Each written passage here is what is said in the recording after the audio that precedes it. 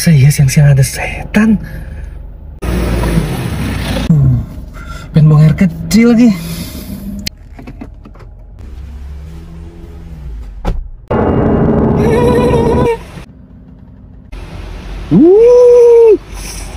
Ingat saya waktu masih hidup.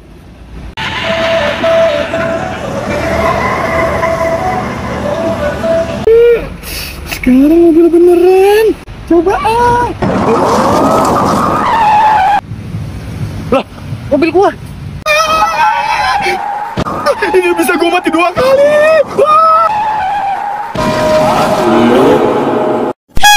Lu kan punya utang sama gua.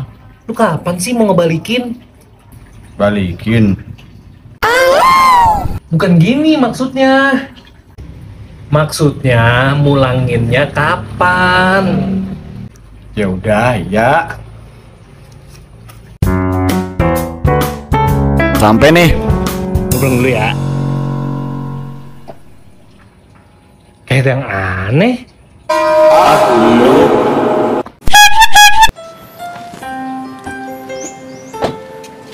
Kita tuh nggak boleh silau sama dunia ini. Apa sih yang lu lihat? Mobil mewah? Atau duit banyak? Lu tuh harus ingat, ini semua tuh hanya titipan yang di atas. Bos, ini kunci taruh mana? Udah taruh bawah aja, sama duitnya sekalian. Gue lagi ngambil layangan nih. Lu lanjut nyapu kebun ya.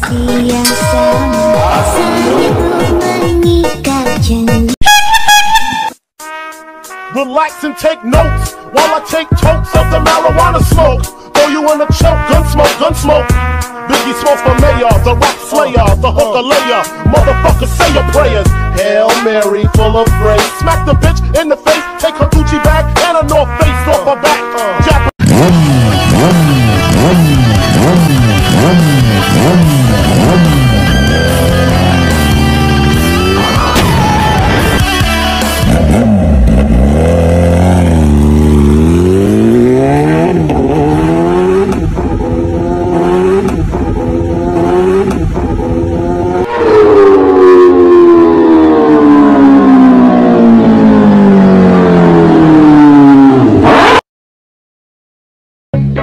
Ke mata dong lu. No. Bensin habis.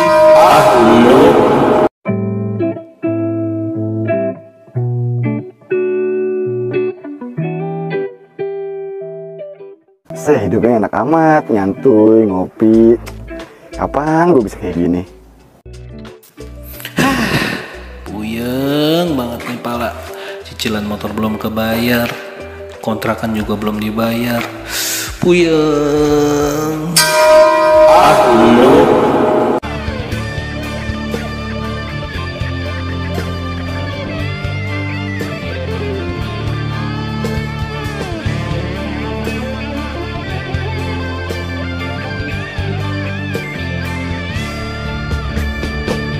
Tempatnya bos.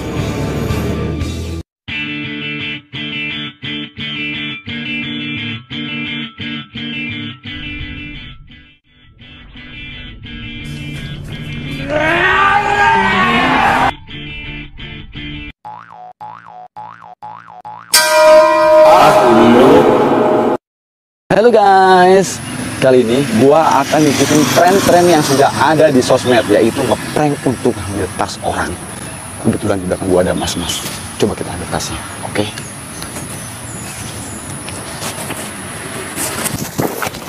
Woi, tas gua.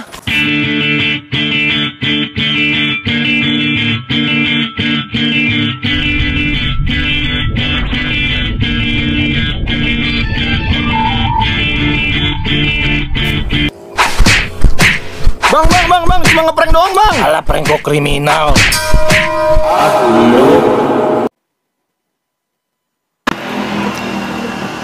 Kalau jalan Rawabuntu di mana ya? Abang lurus aja, bang. Nanti pertigaan ke kiri ya, bang. Makasih ya. Tampangnya meragukan. Tanya lagi aja dah.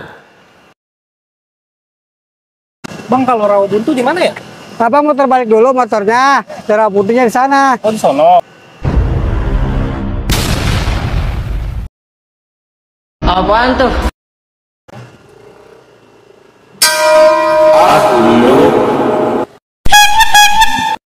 Pak, mau nanya, kalau ke BSD lewat mana ya? Mas, kalau nanya tuh yang sopan, bukan begitu caranya. Oh, iya.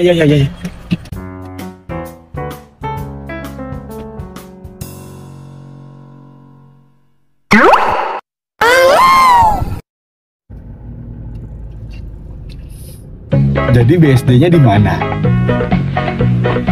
Ini tuh terlalu sopan, Mas. Kalau nanya yang biasa-biasa aja lah. Oh. Jadi BSD-nya di mana, Mas? Ngerti nih orang.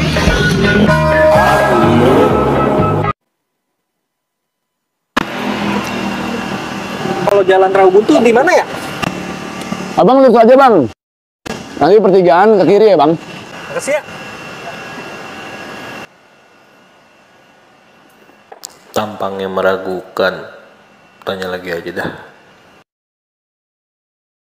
Bang, kalau Rawabuntu di mana ya? Papa muter balik dulu motornya. Darah putihnya di sana. Oh, di sono. Apaan tuh?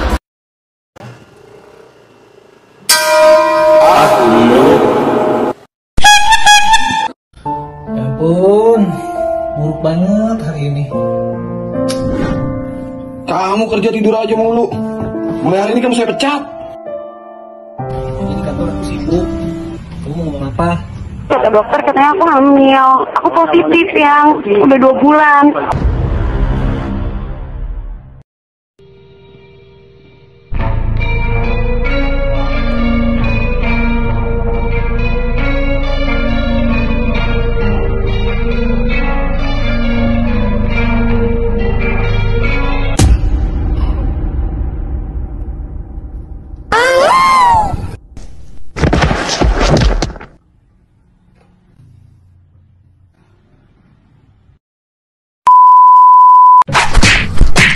Tahu apa? Gue lagi banyak masalah. Oh, mati 2 kali nih gua. Ya ampun, buruk banget hari ini. Kamu kerja tidur aja mulu. Mulai hari ini kamu saya pecat. Jadi kantor aku sibuk. Kamu mau ngomong apa? Kata dokter katanya aku hamil. Aku positif yang udah 2 bulan.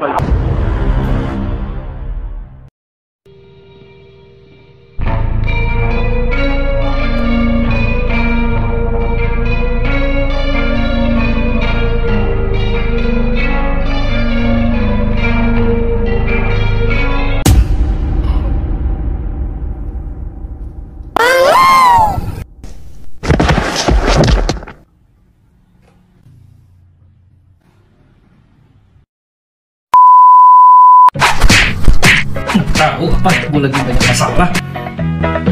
Oh, mati 2 kali nih gua.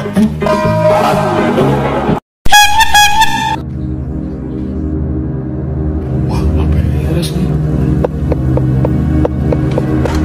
Selamat siang. Saya menangkap energi yang tidak bagus di sini. Boleh saya masuk? Sebelum saya menjelaskan, ada baiknya kalau disediakan dulu sajen-sajennya. Nanti tolong yang ini dibungkus ya. Siap, Mas, siap.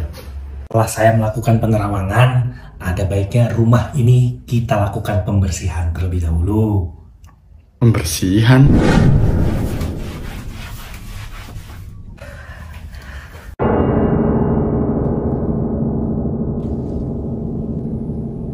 Ini masalahnya serius. Aura-aura negatif harus dibuang dari rumah ini. Aura negatif, Pak.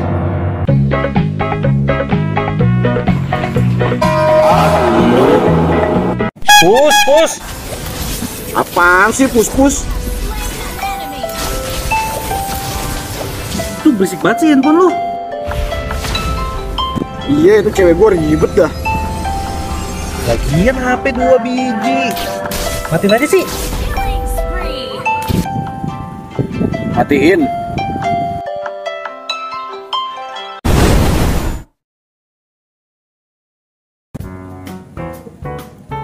Udah.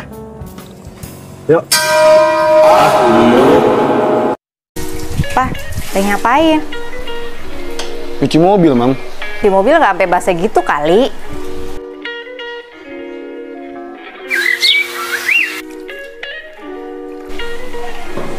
Tuh kan basah lagi, awas ya. Emang salah ya kalau basah begini? Jangan masuk kalau belum kering. Masa iya dijemur kayak begini sama orang-orangnya?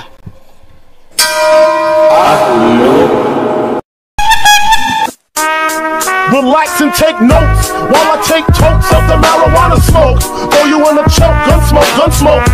Biggie Smalls for mayor, the rap slayer, the hooker layer. Motherfuckers say your prayers. Hail Mary, full of grace. Smack the bitch in the face, take her Gucci bag and a North Face off her back.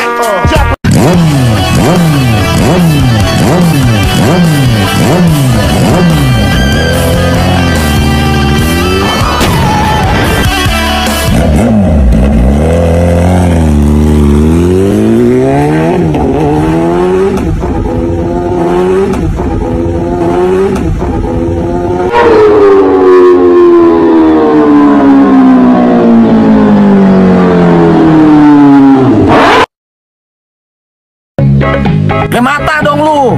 No. Bensin habis. Mogok lagi. Terus gimana? Susah. Bukan begitu. Dorong dari belakang. Bukan gitu juga. Begini nih cara ngedorong. Ayo.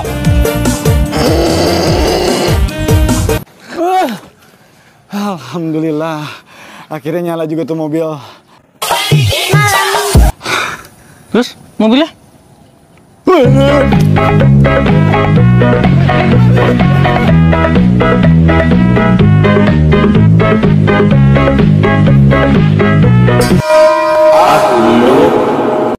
Sayang, kamu tahu nggak? Kemarin kamu tuh dari tadi main handphone mulu. Kamu ngeliatin apa sih? Gak ada apa-apa. Coba sini aku lihat. Dibilang gak ada apa-apa. Kok kamu malah ngegas?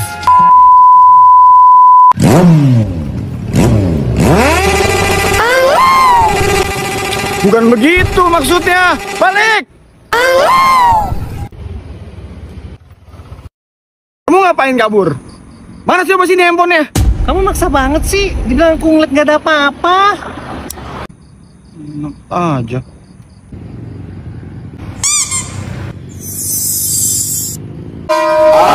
Kan? Gak ada apa-apa kan? Pak. Udah order belum sih? Lama banget Grabnya. Dah? Apa sih? Cewek ngeliat dulu tuh.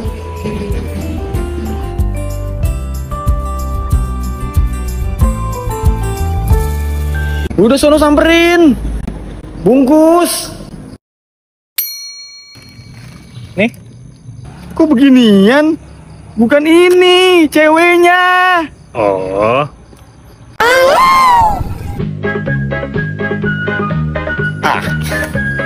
Maksudnya ceweknya dibawa. Ayo.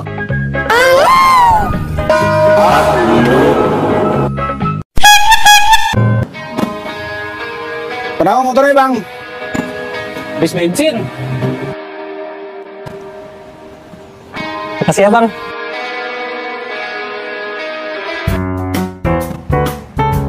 Bensinnya habis juga. Gimana ya?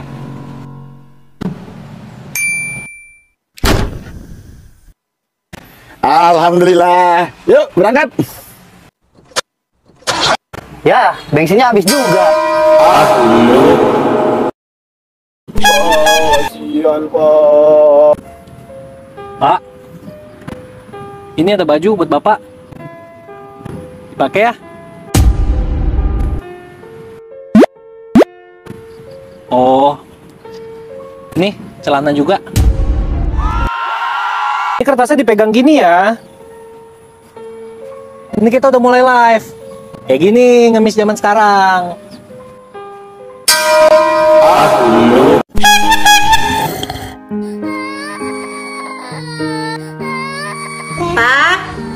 Itu anaknya nangis. Temenin dulu ya. Aku lagi sibuk nih. Pak. Nanti kalau udah selesai nyapu, temenin anaknya main ya.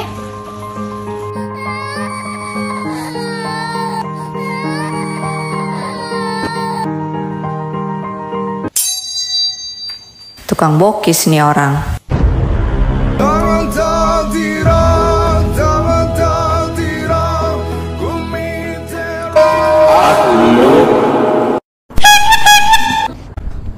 Tali sepatu copot, katanya keluarga ada yang meninggal.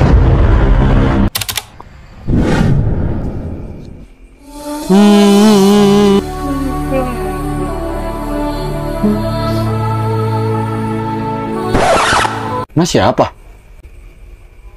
Oh iya, salah rumah saya. Katanya kalau keselak ada yang ngomongin. Apaan sih tuh cowok? Dasar ketua malu.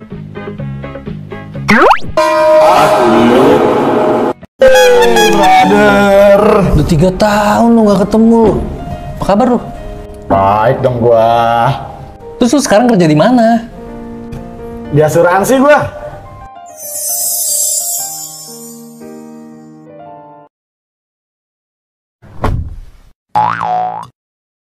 Asuransi. Asuransi. Asuransi.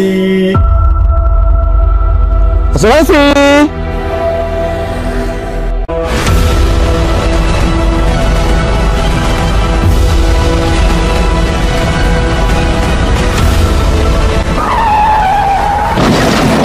Besok saya bantu klaim. Udah lu siapin barangnya?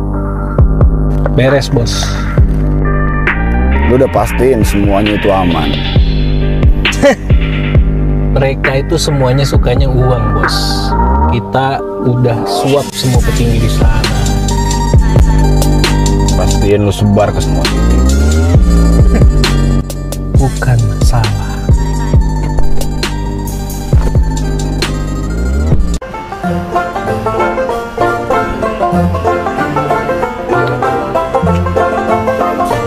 Ini gorengan yang kemarin. Mau dibawa lagi nggak? Nah, tadi bapak ngeliat. Ngeliat apaan, Pak? Astagfirullahaladzim. Astagfirullahaladzim. Allahumma barik lana fima razaqtana wa qina adzabannar. Jadi gitu ceritanya, Nak. Set nih buat viral nih. Buat kamera. Ayo guys, bantu subrek ya guys ya. Diem. Kamu bukan anaknya Pak Budi ya? Iya, Om. Kamu anak kecil ngapain di luar malam-malam? Aku hilang. Aku nggak tahu jalan pulang. Yaudah yuk Om anterin ya. Yuk naik. Jangan berdiri, Dek. Duduk. Bukan di atas, Dek. Duduknya di bawah. Nggak ngerti ya nih bocah dibilanginnya. Pantesan lu dibuang sama bapak lu.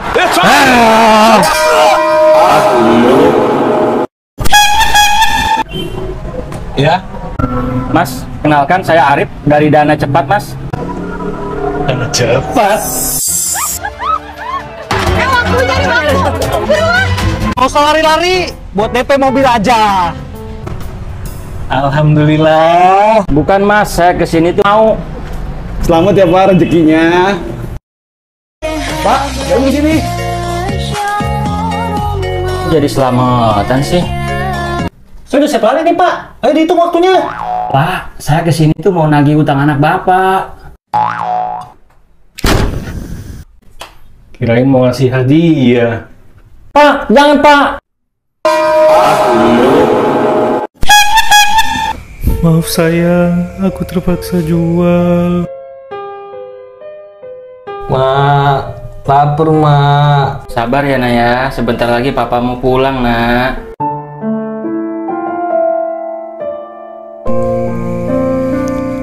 Aku lelah hidup miskin. Lapar. Cepet pulang papa. Pa. Bantu nasinya Sultan. Lebih sedih lagi, lebih sedih lagi. Lapar. Bantu gilnya. Bentar. Halo? Iya? Hah? Rumah kosong? Iya, udah ya, nanti ya, nanti, oke. Gua keluar dulu, sebentar ya. Lu mau kemana Dre? Lagi enak-enak nongkrong, lu pergi gara-gara cewek. Aduh, beneran ini mah gua buru-buru. Gua mau keluar. Woi, kita tuh temenan udah lama. Lu tuh gak hargain banget sih. Apaan sih? Lu pernah nggak ngertiin gue ya?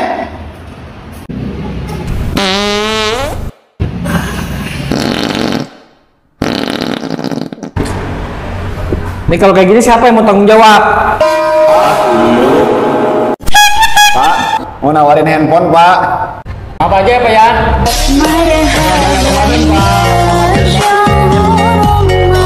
Jadi gimana Pak? Mau beli handphonenya? Aduh Mas, maaf saya nggak butuh handphone, butuhnya mobil Mas. Bagus kan Pak mobilnya? Bagus sih, cuma harus ngomong sama istri saya dulu. Ini istrinya. Ibu setuju kan, Bu?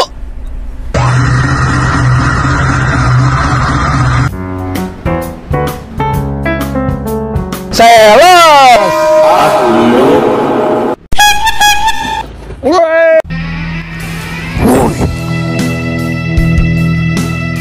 Gua hajar lu. Lu videoin ya. Mau kaya nggak lu? Siap. Mayan buat visum, kaya.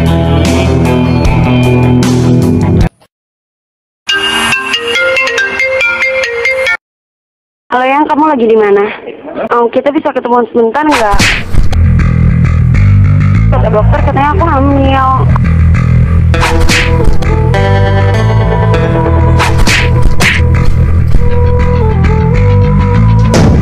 Ya pokoknya kalau setengah jam kamu nggak ada di rumah aku bakalan nyesel, soalnya kamu nggak bakalan bisa ketemu aku sama anak kamu lagi.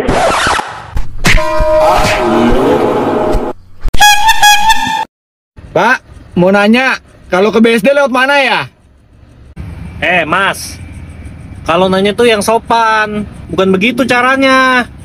Oh, iya.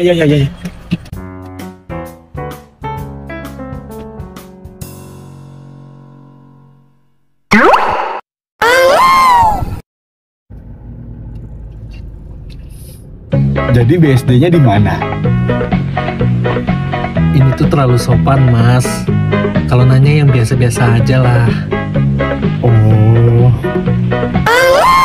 Jadi BSD-nya di mana, Mas?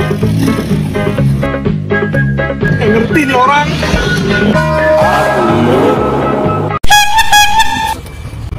Kaleo ya?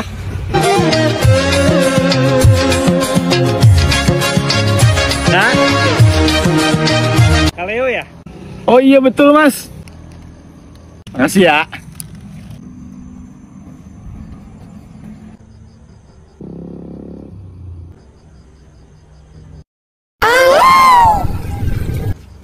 Mas! Waduh, gimana ini nasibnya motor?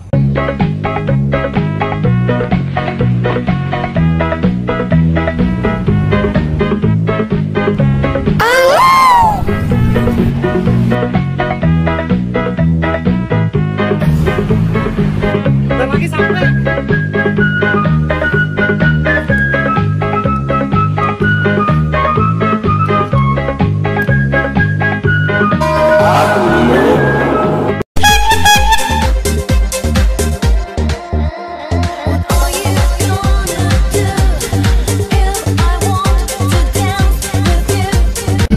Mabuk lu ya? Enggak. Yang bener lu. Agak. Ya udah, yuk masuk. Ayo. Tuh kan, mabok kan lu? Hah? Keluar. Ntar gue yang bukain pintu. Mabok dasar tuh orang.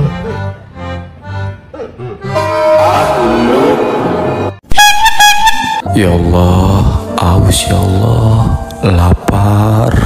Akhirnya sudah lelah untuk melangkah ya Allah. Aku ingin rebahan dulu ya Allah. Ya ampun, ternyata masih ada yang jauh lebih susah dari gua. Mana gua juga nggak punya apa-apa buat dikasih. Tapi kayaknya jaket ini bisa berguna deh buat dia.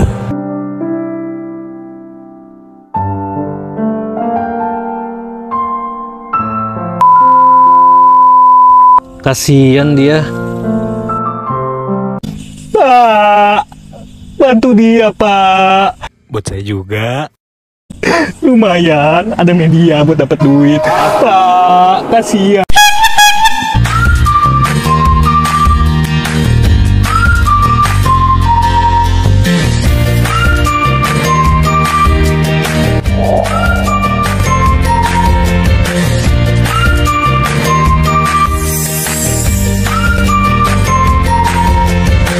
Hei, besok weekend. Masih kerja aja? Bos, saya izin nggak masuk ya. Saya sakit.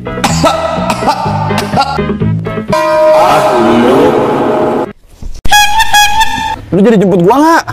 Gua di depan kantor lo nih. Ya udah, gua ke depan. Jangan lama-lama. Udah yuk, balik. Ayo.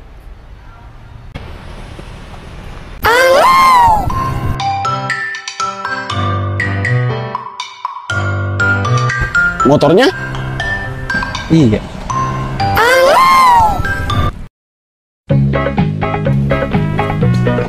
Motor mogok jemput gua. Justru ini gua mau jemput lu. Sore Om, ada lehanya.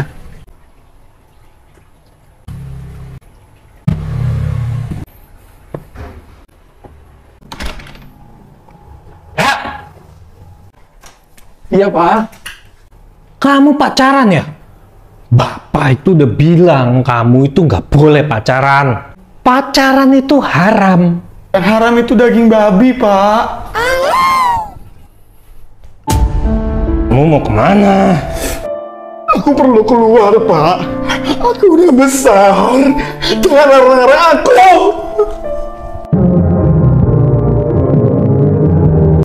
Makasih ya. Orang aku pesan makanan.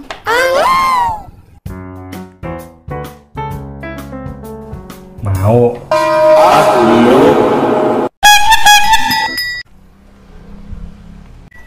Siang Pak. Paket Pak.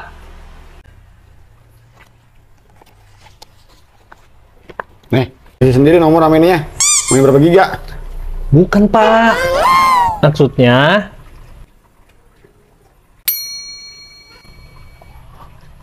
Maksudnya gini Pak, saya mau nganterin paket nih. Udah ya. Dagang nggak ada senyumnya, males gue ngomongnya. Paket apaan nih? Perasaan gua nggak order paket. Coba bukalah. Sini.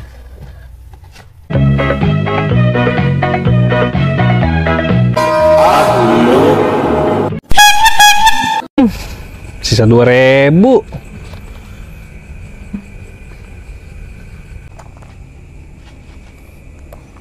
Yo. Ya, malah kabur. Baru mau minta tolong. Setan. Pan. Ya, pergi. Gini nih kalau susah. Lebih baik ngumpet. Manusia aja gak mau direpotin sama orang susah. Apalagi gua setan.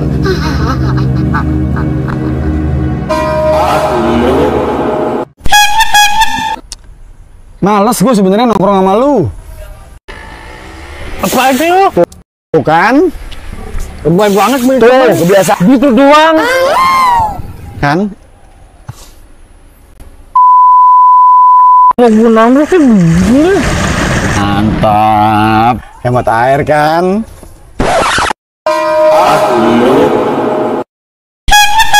Nah gitu dong, kasih aku kepercayaan buat nyetir.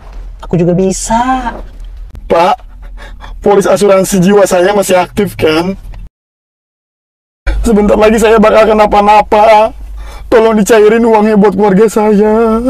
Ini tombol nyalainnya yang mana ya? Yang ini kali ya?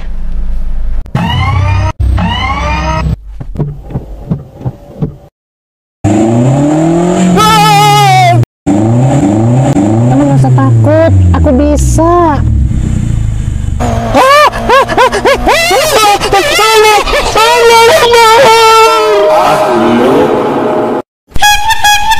Lu udah kalah jumlah. Lu pikir gua takut?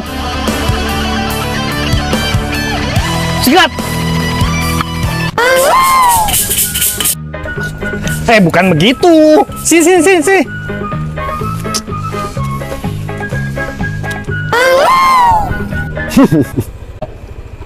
Keluarin.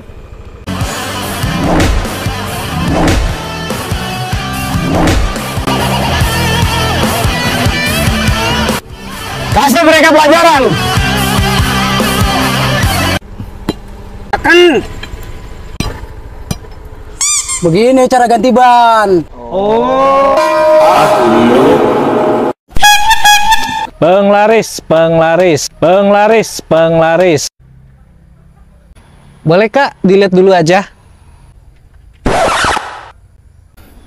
Bukan ngeliatin saya. Maksudnya bajunya. Maksudnya bajunya dibeli, Kak. Makasih, Mas. Ya bukan baju yang saya pakai juga.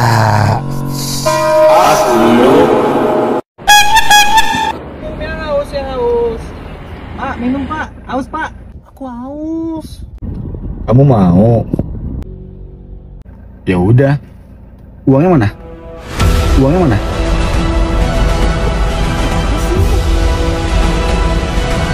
Itu tuh lampu hijau.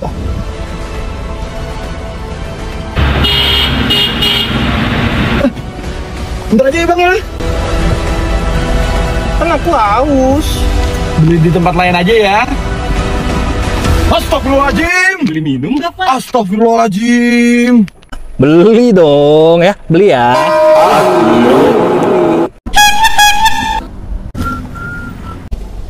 Ya Pak. Dijual Pak. Oh iya Pak, ini motornya masih bagus. Kalau mau dites larinya juga boleh.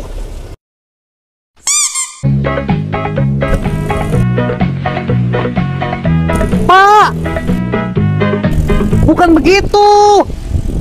Sini. Bukan gitu Pak, maksudnya yang dites lari itu sama motornya Pak.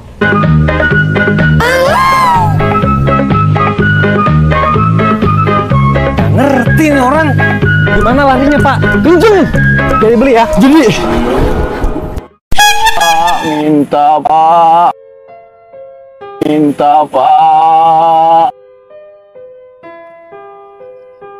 Aduh, nggak ada uang kecil. Saya ada uang kecil kok Pak.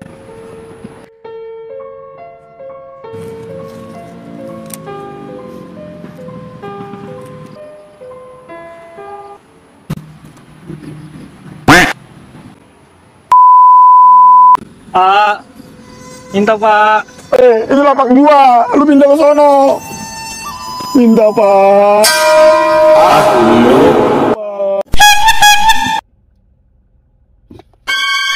Astagfirullahaladzim. Masa iya siang-siang ada setan? Pengen buang air kecil lagi.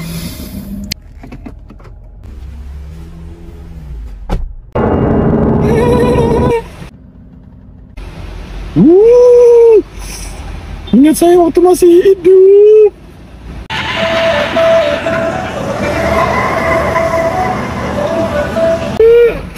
Sekarang mobil beneran. Coba ah. Lah, mobil gua. Ini bisa gua mati 2 kali. Hei, motor baru nih. Wih, iya dong. Eret nih. Senggol dong. Fotoin gue dong. Udah sini. Yuk. 1, 2, 3. Ntar gue liat hasilnya. Astagfirullahaladzim. Sumpah ada setannya. Coba. Ah, perasaan lu doang. Gue cabut ya. Mana sih? Mau ngetes larinya. Senggol dong. Senggol.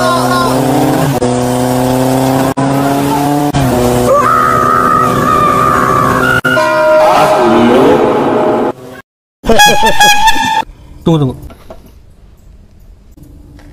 Tuh kayak temen gua. Leo! Tunggu! Lu mau kemana?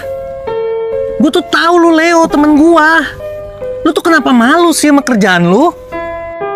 Kita tuh sama di mata Tuhan. Hei! Jangan kebanyakan main kalian berdua. Kerja yang bener.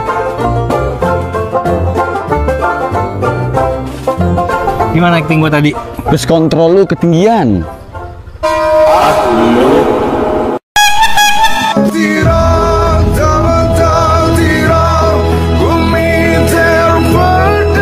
Jadi orang itu hakikatnya harus tolong-menolong.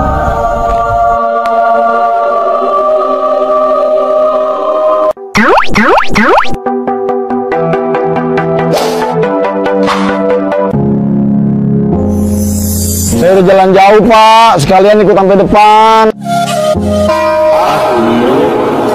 Sesuatu yang sudah disiapkan sama pemerintah ya kita manfaatkan lah. Punya gift ya bakat, itu kan nggak melulu soal textbook, ya kan? Tapi pendidikan itu sebagai sarana di mana saat lu mau perang, lu udah punya senjatanya. Lah, opini kita. Lah, opini kita.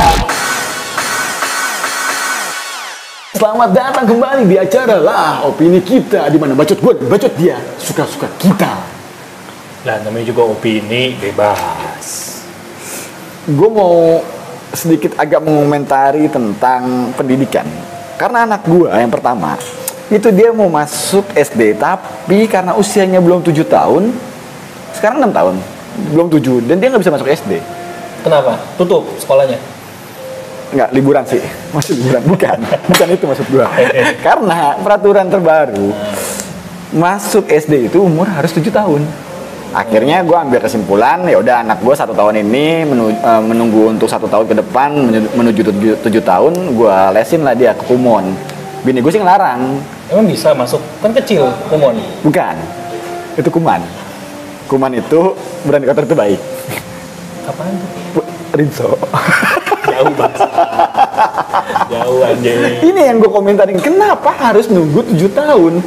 6 tahun nggak boleh. Tapi di swasta bisa dong. Di swasta bisa. Ya, tapi itu. karena gue warga negara yang baik, gue mau memanfaatkan sekolah gratis. Karena di Jakarta kalau negeri gratis. Ya emang itu mah emang elunya biar iri. Ya bukan irit lah pak. Itu kan sesuatu yang sudah disiapkan sama pemerintah ya kita manfaatkan lah.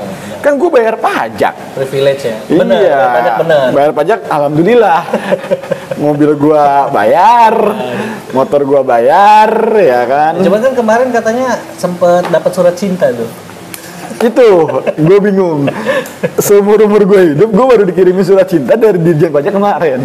Kata gue, Sultan, bukan. Gue cuma seorang pedagang kecil yang omsetnya nggak gede lah. Paling sebulan itu ukuran 200 sampai 250 juta gitu. Ya, cuman kan karena dulunya kan pekerja itu kan biasa kan yang ngatur kan dari kantor. Betul. Jadi kan kita udah terima ya tiap bulan dipotong. Mungkin sekarang pas lagi usaha ya kaget. Ternyata lu berarti kemarin ya sempet nggak bayar pajak, makanya dapat surat. Ah, di situ gue merasa sekelas dari Kobuzer karena gue ditagih untuk bayar pajak. Orang mah ditagih bayar pajak apa gitu, ini malah bangga.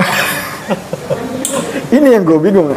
Oke lah, gue akan menyelesaikan itu. Mungkin ini bagi dirjen pajak yang ngelihat video ini, coba bisa bantu gue untuk gimana cara memprosedur untuk bayar pajak tersebut gitu ya. Gue karena jujur aja gue nggak ngerti dan mungkin dikatakan ya mahal. Gue juga nggak ada duit buat bayar. Itu penghasilan cuma muter doang bang, cicilan juga banyak. Aduh, gue sih gimana ya dengan pendidikan yang ada ini nih, anak itu dikasih ranking 1, 2, 3, sementara satu kelas itu let's say ada 30 siswa atau siswi. Nggak adil dong, apain harus ada ranking 1, 2, 3? Anak-anak itu buat inilah, maksudnya hasil belajar dia selama ini, dia bisa nangkep pelajarannya atau enggak, jadi dibikin peringkat makanya sama pemerintah gitu loh. Tapi kan bisa anak akan menjadi textbook, dimana apa yang dia hafalkan lah, yang itu yang akan keluar jawabannya. Tapi kan hidup itu nggak hanya sekedar untuk menghafal, tapi kan harus bisa mengerti apa dari tujuan pelajaran tersebut. Kenapa tidak diajarkan untuk mengerti? Karena beda antara tahu dan mengerti. Tahu ya hanya sekedar tahu, tapi belum tentu dia mengerti gimana cara untuk memproyeksikannya ke dalam kehidupan. Berarti ya memang ya itu salah satunya juga sih kekurangannya ya, dalam artian dengan kayak gitu belum tentu itu bidang dia. Jadi kayak seolah-olah tuh gue pernah ngeliat salah satu istilah yang bagus ya, lu tuh nggak bisa bikin suatu pertandingan lomba memanjat pohon kalau audiensnya tuh beda-beda. Misalnya ada ikan gitu, ada yang dia jago di berenang, jago laut, tapi disuruh manjat pohon, itu nggak adil sih. Ya sama kayak anak, dalam artian si anak ini nggak expert di bidang matematika apa segala macam, tapi dia expert di bidang seni. Jadi dia nggak fair gitu kan. Maksudnya kencing? Seniman. Oh seniman. Seniman maksudnya. Seniman. Oke. Gue pikir air seni bukan ya? Beda. Terus menurut lu? Ini kita ngomongin pendidikan gini aman kan ya? Aman ya. Ini kan kritik, boleh dong. Boleh lah. Dimana bacot kita ya suka-suka kita. Kalau memang ada pihak-pihak yang nggak senang, ya udah kita bukan siapa-siapa. Ya ini cuma obrolan biasa doang. Lagi pula itu salah satu yang harus dibenerin sih sama pemerintah. Jadi kalau misalnya kayak anak-anak yang itu bukan bidangnya ya, maksudnya itu kayak UAN gitu, itu sebenarnya memang harusnya dihapusin sih kalau menurut gua.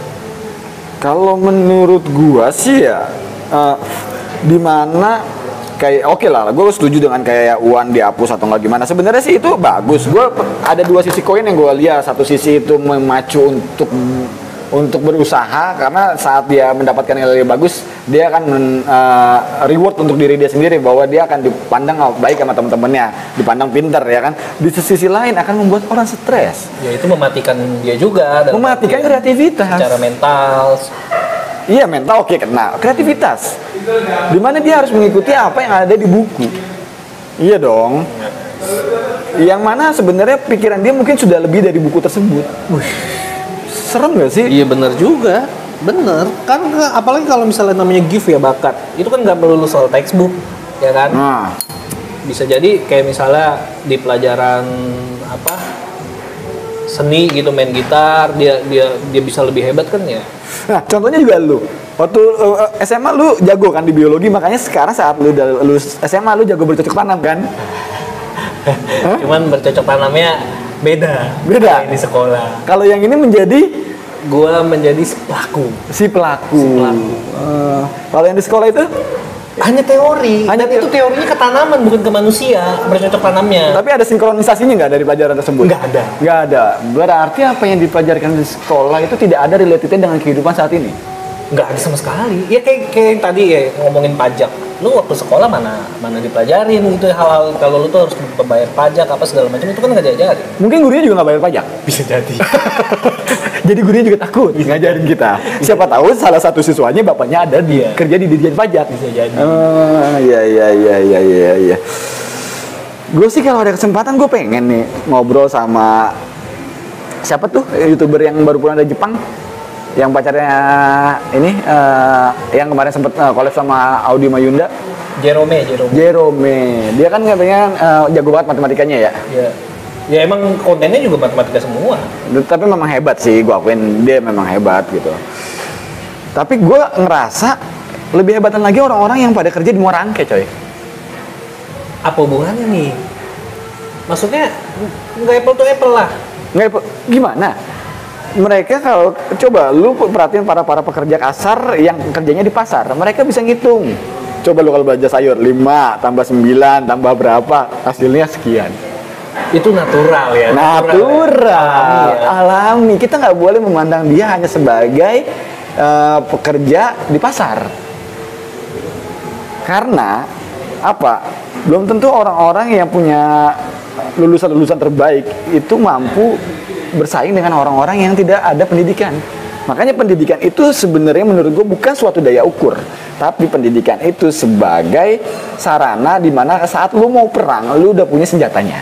Oh iya, ya benar, gue setuju sih itu. Maksudnya itu hanya basic itu tetap perlu. Basic itu tetap perlu. Sebagai seorang pejuang, saat dia mau menyerang lawan, dia harus belajar dulu gimana cara melangkah yang baik. Tapi semua itu tidak ada artinya kalau tidak dipraktekkan.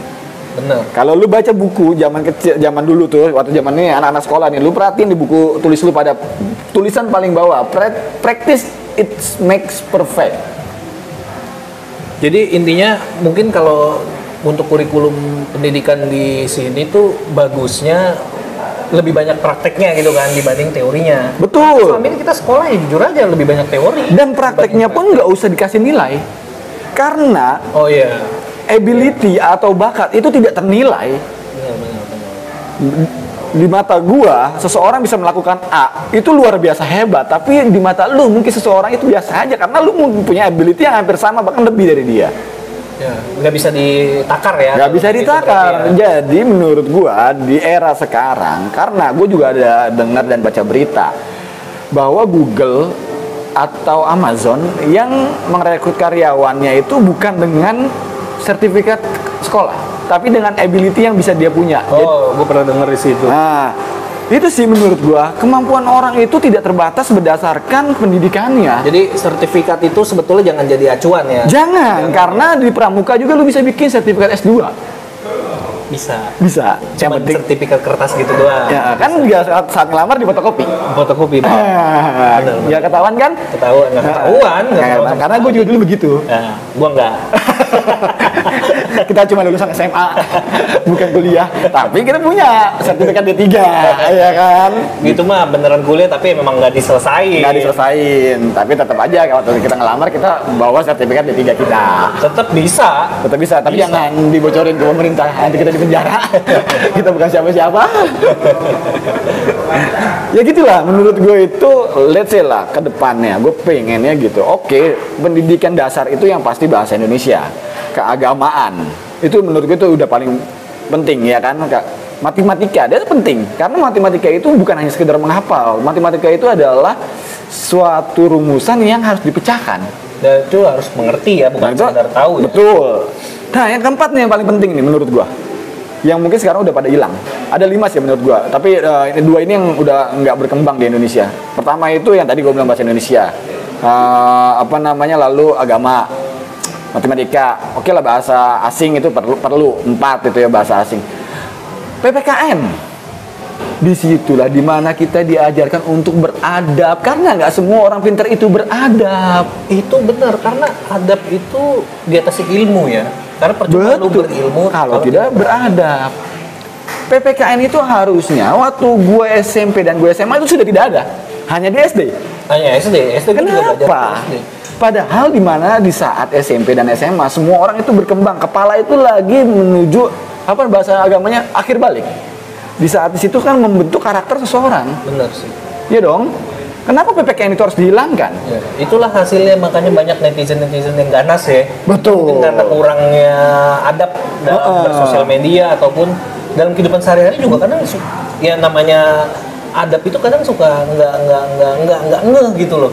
Kadang tuh kita nggak tahu kalau kita tuh sebenarnya kita tuh nggak sopan loh sama dia gitu. Nah, kenapa itu dihilangkan? Itu sih pandangan gua. Coba PPKN itu tetap dinomorsatukan. Bagaimanapun orang berilmu tanpa beradab, nothing. Tapi kan PPKN juga lebih ke nggak cuma soal adab doang sih. Maksudnya itu kan buat kewarganegaraan juga kan. Namanya apa sih katanya gue lupa. Jangan ditanya. Gue juga nggak tahu. Apa kita harus buka Google dulu? Pendidikan kewarganegaraan kalau nggak salah. Kalau nggak salah. Nggak salah. Atau cemiu ya, cemiu. Correct if my wrong, cemiu. Cemiu ini makanya nih dari tadi juga kita nggak ada cemiu-cemiuan. Itu cemiulan. Ini juga udah habis guys. Oke, ini menurut gue sih gitu ya. Ini mungkin bisa diterima atau enggak, itu terserah kalian. Ini pendapat, opini kita, suka-suka kita. Bagi gue itu yang paling penting, di mana ada PPKN, moral dan adab seseorang itu menentukan segalanya. Adabnya baik, gue bisa jamin hubungan antara keluarga dan temannya juga pasti akan baik. Ya dong. Itu juga membangun relasi dong. Itu membangun relasi. Secara nggak langsung dengan adab yang baik, dia pasti punya keagamaan yang baik. Dan nilai dia tuh dalam masyarakat juga pastinya naik. Betul. Dengan adab yang baik, dia akan bisa mencerna pelajaran lebih baik. Karena apa? Dengan adab yang baik, dia akan lebih mendengar daripada dia harus berbicara. Oh iya benar. Iya dong. Yang terakhir yang perlu kita ini, wirausaha. Kewirausahaan dulu kita belajar. Tapi Dulu kita belajar. Pas kita kalau anak SMA kayaknya nggak ada tuh. Nggak ada. Nggak ada tuh kewirausahaan. Kita, menurut gua, tidak ada yang namanya harusnya itu tidak ada pengangguran di Indonesia ini. Harusnya ya guys, harusnya. Yang ada hanya pilih-pilih pekerjaan.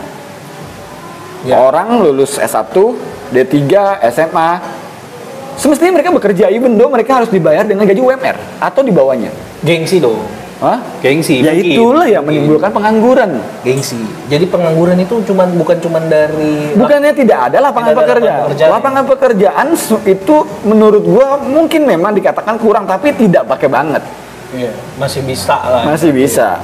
Akan lebih terhormat orang-orang yang bawa karung di pinggir jalan, dia mulung sampah dibandingkan orang yang tidak bekerja. Oh, jelas. Kalau itu jelas. Karena prinsipnya lebih baik bekerja daripada harus meminta.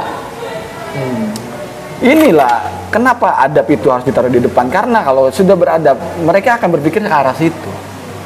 Ya itu juga buat generasi kita juga jangan biar nggak kebablasan juga. Betul. Kan? Jadi ada norma-norma yang mungkin di seusia kita banyak teman-teman kita atau enggak salah satu dari kalian juga yang saat ini masih belum bisa bekerja dengan baik atau enggak mungkin belum punya penghasilan yang tetap. Oke, it's okay. Tapi gue cuma pesan satu, karena ini berdasarkan pengalaman pribadi gue. Kalau lu tidak bisa memberi ke orang atau nggak ke keluarga lu atau nggak ke orang tua lu, at least lu tidak meminta. Jadi repotnya ya buat diri lu sendiri aja, jangan ajak orang. Jadi bebannya biar ditanggung sendiri. Nah, itu loh, jangan ngerepotin orang. Ya itu sih pandangan gue ya. Tapi gue tetap optimis dengan Indonesia saat ini, semoga akan lebih berkembang lah ke depannya. Banyak kok orang-orang hebat yang sayangnya aja nggak kayak expose media. Ya contohnya inilah beban untuk membayar bill ini gue serahin ke dia gitu loh. Ya. Itu karena gue mau nanggung beban yang berat, makanya dari tadi gue ngomong mulu karena gue stres. Oke. Tentang pendidikan sampai sini aja segmennya. Gue Leo, gue Andre. See you.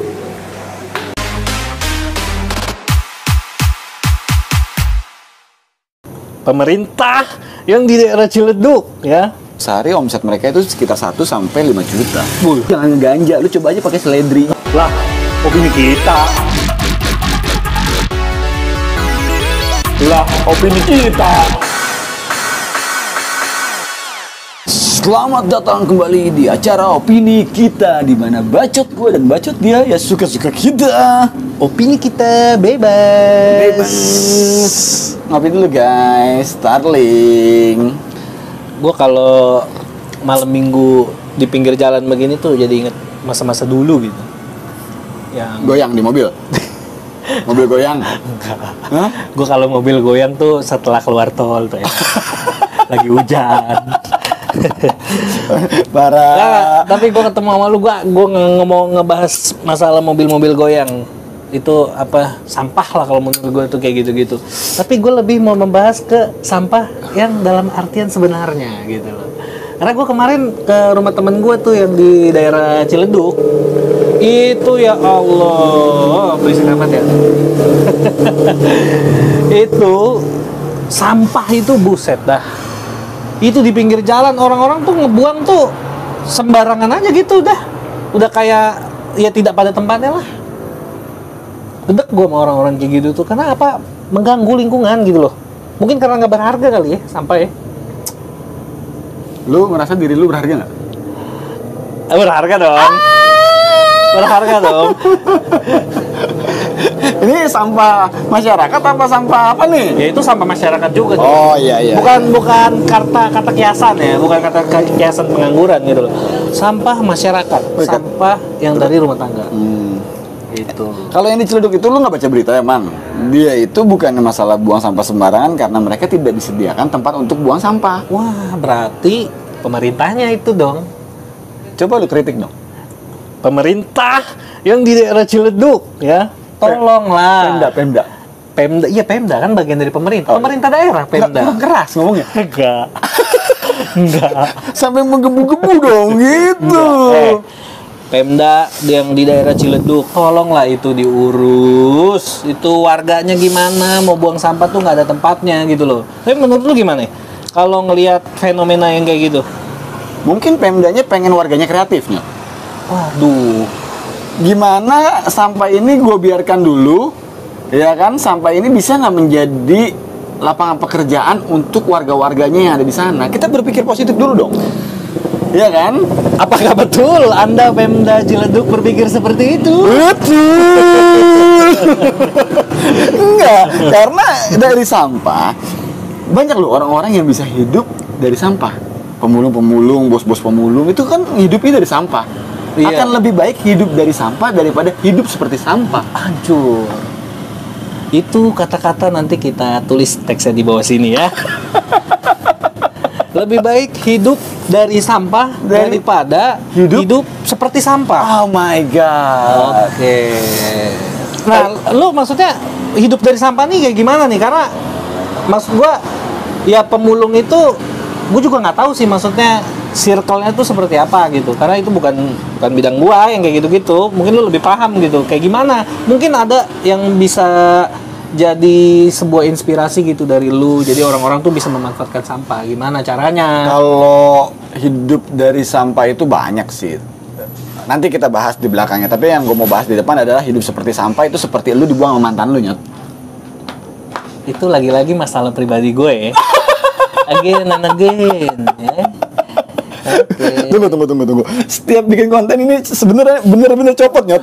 Setiap bikin konten. Gundul. Emang nggak dibuat-buat ya.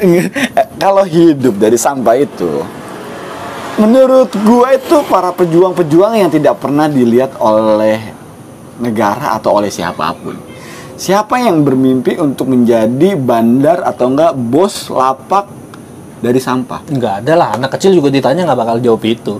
Yang ada pas dia lewat lapak sampah, nah sekolah yang pinter ya. Itu rata-rata gitu. No, biar kamu nanti, mau jadi kayak dia gitu. Padahal dia bosnya. Nah, itu kita nggak tahu ya. Sehari omsetnya berapa?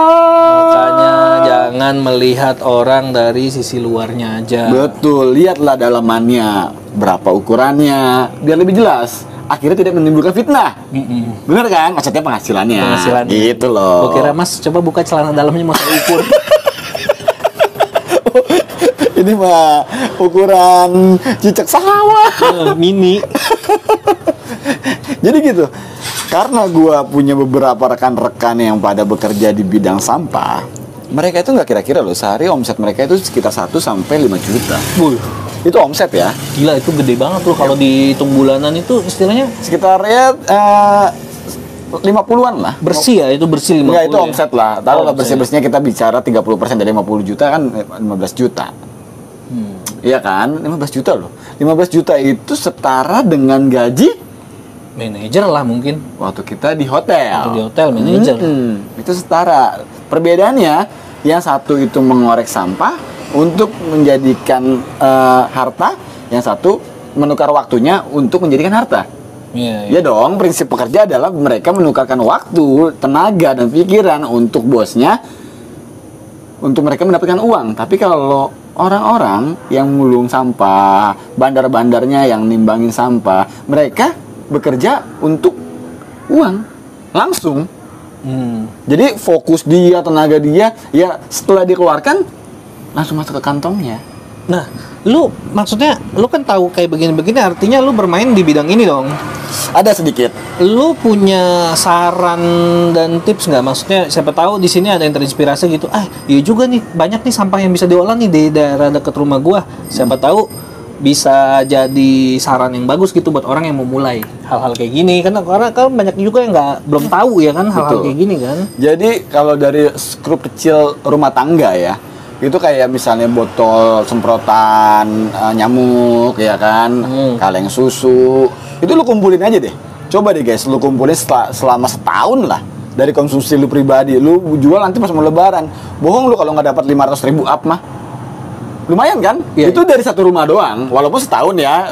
Tapi ini maksudnya memanfaatkan yang ada betul, dulu gitu ya. Betul. Tapi baru kalau skrupnya kita lebarin betul, gitu ya. Betul. Dari rumah lu dulu mulai. Kalau tetangga-tetangga lu bisa akhirnya nanti lo kolek, ya kan? Itu kan akan menjadi uang. Wah, di penjara kalau tetangga lu dikolekin. Duit bang.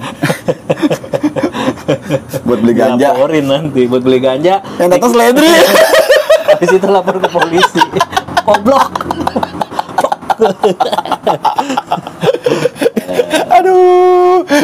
Itu sebenarnya yang ngirim seledri itu baik, Nyot. Baik sih. Baik. Benar. Dia mau secara nggak langsung, lu tuh jangan ganja, lu coba aja pakai seledri. Gitu loh. Itu siapa tahu bisa juga ternyata ya kan. Nggak ada yang tahu. Betul. Dan itu kayaknya lebih bermanfaat buat kesehatan dibanding. Apa jangan-jangan karena kebanyakan makan seledri? Akhirnya dia berpikir, oh iya, gue kemarin ngorder ganja yang datang seledri, gue mau lapor polisi Jadi seledri itu bisa bikin konslet otak juga. Nah bisa jadi itu gara-gara yang dikonsumsi seledri jadi bego ke kantor polisi.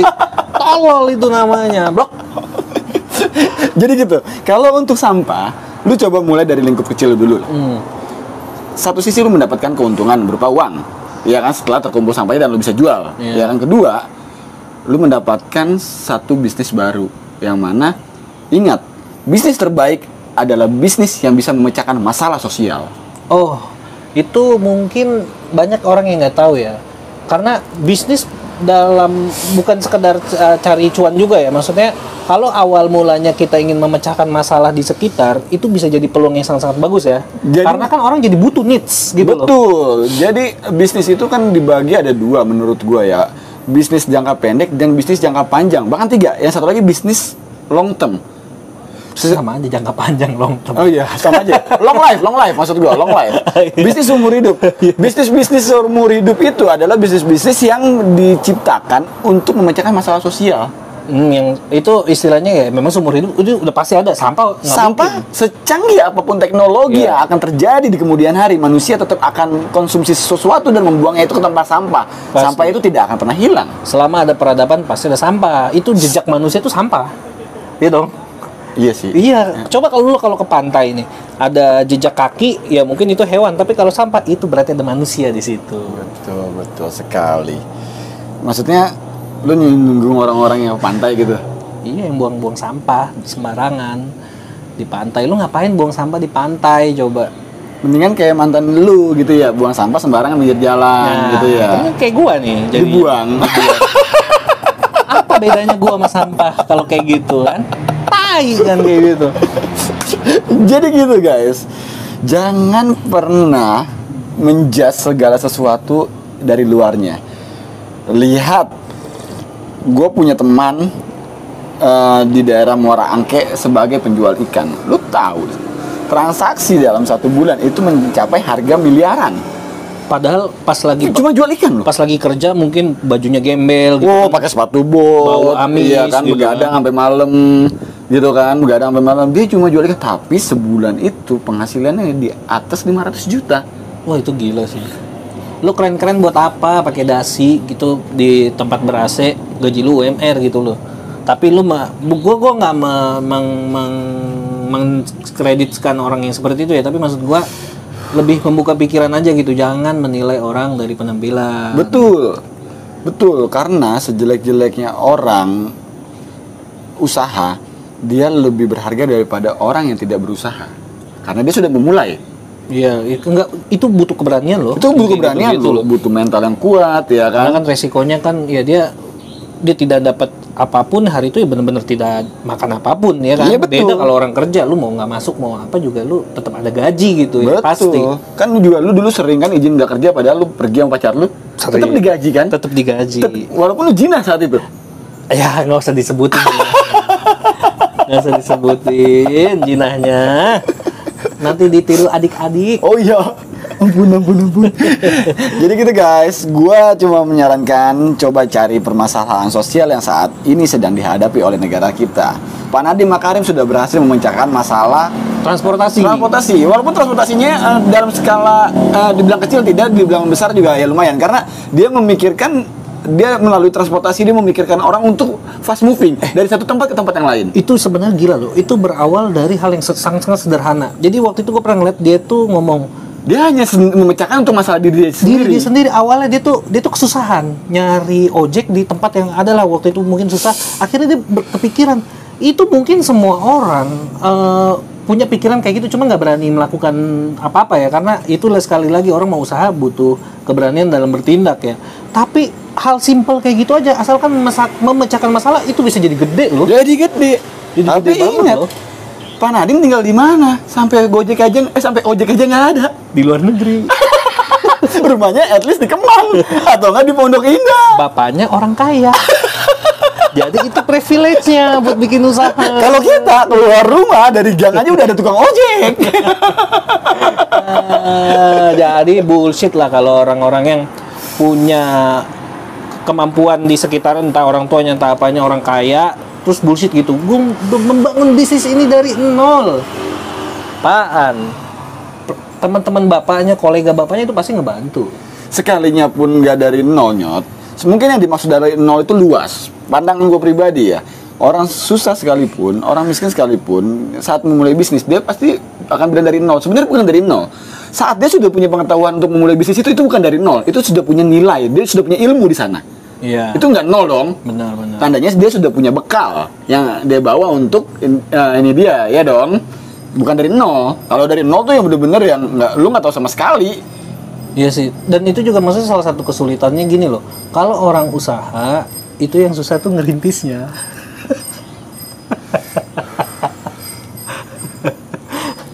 Coba kalau usaha langsung ada, enak banget. Kalau seperti itu orang akan lupa apa yang namanya sabar. Itu belajar lagi aja. Sabar memang tidak ada, harusnya tidak ada batasnya ya. Nggak ada batasnya. Kalau ada yang bilang udah putus nih batas kesabaran gua, that's bullshit. Sabar itu tidak ada batasnya. Bukan begitu? Bukan. Iya, berarti kalau saat dia ngomong gua udah toleransi nih, batas kesabaran gua udah habis, berarti tandanya belum sabar. Karena masih ada batasnya. Itu nggak sabar, bener. Sabar itu tidak ada batasnya. Iya, betul. Kalau sabar itu pasti subur. Aduh, itu breaking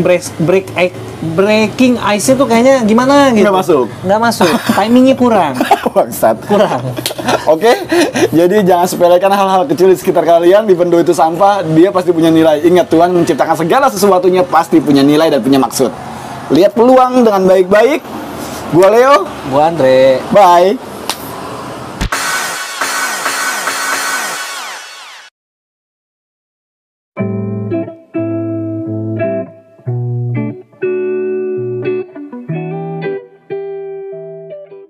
Hidupnya enak amat, nyantuy, ngopi. Kapan gue bisa kayak gini? Puyeng banget nih pala. Cicilan motor belum kebayar, kontrakan juga belum dibayar. Puyeng.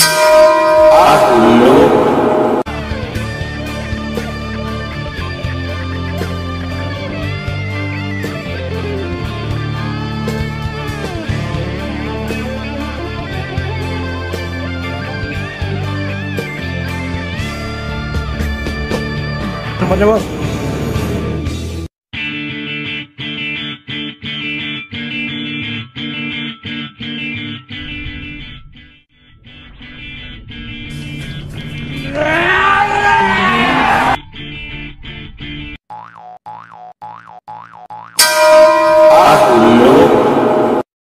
Halo guys, kali ini gua akan ngikutin tren-tren yang sudah ada di sosmed, yaitu ngeprank untuk ngambil tas orang.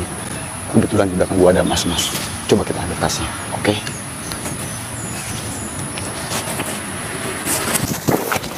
Woi, tas gua.